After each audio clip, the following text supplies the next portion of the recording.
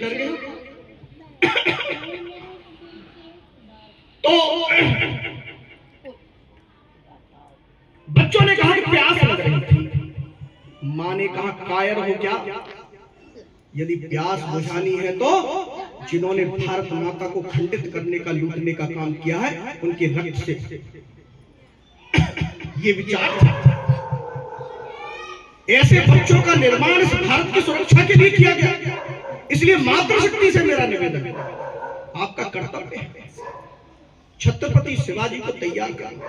आपका कर्तव्य है गुरु गोविंद सिंह के 4 बच्चों जैसे हमारे बच्चे तैयार हो।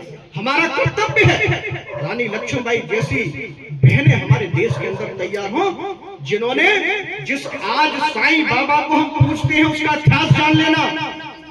जो लोग साईं को पूजने वाले हमारे हिंदू समाज के, कोई पीर पे जा रहा है, कोई पैगंबर पे जा रहा है। एक व्यक्ति 1000, 2000, 4000 साल पहले मर गया और उस पीर को हम पूजने जा रहे हैं, तो शर्म भी नहीं आती। वो पीर कौन था? वो सनातन को 1000 वर्षों तक उसके अनुयायी ने गुलाम बना के रखा, उसकी संस्कृति में रखा। जिस साईं को हम पूजते हैं उसका इतिहास आप पढ़ के देखिए, उसका मूल नाम था चांद मियां। यदि रानी लक्ष्मीबाई की लड़ते हुए मौत हुई तो उस परिवार का ही उस षड्यंत्र में हाथ था जिन्होंने रानी लक्ष्मीबाई की हत्या कराई। आज हिंदू समाज उसे पूछता, शर्म आनी चाहिए। इसलिए इतिहास को पढ़िए। यदि पूजना है तो राम और कृष्ण की संस्कृति को पूजिए। ये चांद मियां और साईं मियां की संस्कृति को देश के अंदर बंद करिए। और इसी माह में स्वामी शुद्धानंद जी का बलिदान दिवस भी है। वो शुद्धानंद कौन था? आज भारतवर्ष के अंदर लगभग 100 करोड़ लोग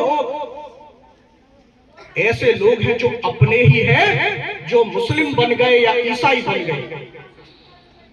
हमें चिंता नहीं। वो लोग क्यों चले गए हमारे भाई? वो इसलिए चले गए, हमने जाति के आधार पर, छोटे बड़े के आधार पर उनका तिरस्कार किया। तू नीच जाति का है, तू मेरे सराहने नहीं बैठ सकता, मेरे साथ भोजन नहीं कर सकता, मेरे कुएं पे पानी नहीं पी सकता। और ऐसे 100 करोड़ हिंदू आज भारतवर्ष के अंदर अन्य पंथ और मजहब में चले गए। हम सोते रहे। वो किसके लोग गए? वो संख्या किसकी घटी? आप लोगों को। इसी के कारण आज आप लोगों को डर लगता है कि पड़ोस में केला भट्टा में निकल नहीं सकते। वो केला भट्टा में मुस्लिम नहीं थे, आप लोगों के भाई थे, वाल्मीकि समुदाय के, परिवर्तित कर दिए गए। किस कारण से? मैं ब्राह्मणों में नहीं बैठा सकता, इसी कारण से। इसलिए आज उस मानसिकता को ठीक करने की आवश्यकता है। 100 करोड़ जो चले गए उनको वापस लाने की आवश्यकता है। और ऐसा 100 करोड़ हिंदुओं को हिंदू परंपरा में मिलाने का काम यदि किसी ने भारतवर्ष के अंदर किया तो ऐसे क्रांतिकारी का नाम था स्वामी शुद्धानंद। और जब वो इस भारतवर्ष के अंदर अपने ही भाइयों को पुनः इस्लाम की संस्कृति मिलाने का काम कर रहे थे, तो जो जिहादी देश को बांटना चाहते, आज भी जो संभल के अंदर जिन्होंने हमारे राम और कृष्ण की परंपरा को अपने पैरों के नीचे कुचल के रख रखा है, उन्होंने दिल्ली की जामा मस्जिद पर शुद्धानंद जी का कत्ल कर दिया। हमें इतिहास को पढ़ने की आवश्यकता। कितने अत्याचार हमारे महापुरुषों ने झेले हैं, आज उसका परिणाम है कि आज खुले आसमान के नीचे हम इस हनुमान चालीसा को कर रहे हैं।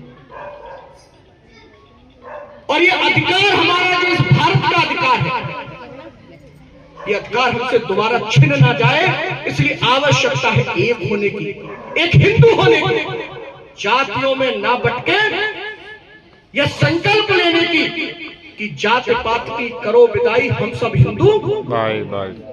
ये आवश्यकता है। और इस हनुमान चालीसा का दूसरा उद्देश्य है ही नहीं। बार बार निवेदन करने आते हैं और वो निवेदन जब हम अपना परिवार छोड़कर आ रहे हैं आपके बीच में और झोली फैला के आपसे मांग रहे हैं कि एक हो जाइए। इस हनुमान चालीसा करने वाले में ना तो किसी को सभासद का इलेक्शन लड़ना है, और कभी वोट भी आपके बीच में हम मांगने आ जाए तो देश के लिए मांगेंगे, अपने लिए आ जाए तो हमसे कह देना हम तो समाज को एक करने के लिए आए हैं। एक हो जाइए, क्योंकि आज भारतवर्ष की जो स्थिति है वो सबको दिखाई दे रही है। किस तरह से हमारी बहन बेटियों को लूटा जा रहा है। आप संभल में देखते यदि पुलिस ना होती तो संभल हिंदुओं से खाली हो जाता। और ऐसे नहीं वो आपके पास आ जाते, वो मार दिए जाते, काट दिए जाते। इसलिए एक होने की आवश्यकता है। एक सनातनी होकर ये गर्व के साथ कहने की आवश्यकता है, घर पे आप लिखिए बाहर की मैं हिंदू हूं। आपके घर के ऊपर हनुमान जी का झंडा होना चाहिए। दूर से ही कोई देख के बता दिए घर किसका है, इसके ऊपर हनुमान जी बैठे। यदि आंख उठा के देख इस परिवार के ऊपर तो हनुमान जी की गदा ही चलेगी, दूसरा कुछ चलेगा नहीं। इसलिए निवेदन और अंतिम, जैसे हम हनुमान चालीसा क्षेत्र में कर रहे हैं, एक अपना वर्ष में कार्यक्रम तय करते हैं। आप सभी लोग उसमें सहभागी होते भी होंगे। 12 अप्रैल को हनुमान जन्मोत्सव हम एक बड़ा सामूहिक कार्यक्रम करते हैं। और इस बार ऐसा संकल्प है कि 10,000 लोग, क्योंकि 2.5 वर्ष हमें करते करते हो गए, 10,000 लोग भीमाबाई अंबेडकर पार्क में एक साथ सामूहिक रूप से हनुमान चालीसा पढ़ेंगे। अभी से तारीख भी तय हो गई है।